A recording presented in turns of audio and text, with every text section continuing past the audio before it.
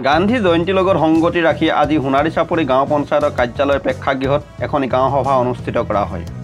পঞ্চায়ত সভাপতি মনজিৎ সোণোৱালৰ সভাপতিত্বত 2022-2023 বৰ্ষৰ আঁচনি প্ৰস্তুতকৰণৰ সন্দৰ্ভত অনুষ্ঠিত গাঁও সভাত পঞ্চায়তৰ ৱাৰ্ড সদস্যসকলক শপত বাক্য পাঠ কৰাই পঞ্চায়তৰ সচিব কল্যাণ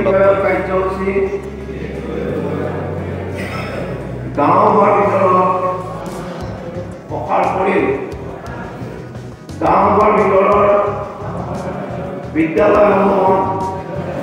শিক্ষক আৰু অভিভাৱকৰ মাজত অনুষ্ঠান সম্পৰ্কীয় কাৰ্যসূচী প্ৰসাৰ কৰি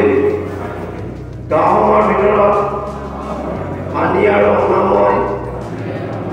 সুকীয়া আৰু স্বেচ্ছামূলক চফাই কাৰ্যসূচী পৰিচালনা কৰি প্ৰশাসনৰ ফালৰ পৰা লাভ কৰা বিভিন্ন আৰ্থিক সাহায্য যেনে পেঞ্চন বা সাবসিডি আদি পোৱা ব্যক্তিসকলৰ যোগ্যতা নিৰূপণ কৰি যাতে একতা আৰু সম্প্ৰীতি ভাৱ বৰ্তি থাকে তাৰ উদগনি যোগোৱা আৰু সেই নিমিত্তে চিত্ৰ আৰু ক্ৰীড়া প্ৰতিযোগিতা আয়োজন কৰি পৰিষ্কাৰ পৰিচ্ছন্নতা পৰিৱেশ সংৰক্ষণ প্ৰদূষণ নিয়ন্ত্ৰণ আদিৰ সপক্ষে সামাজিক সচেতনতা সৃষ্টি কৰা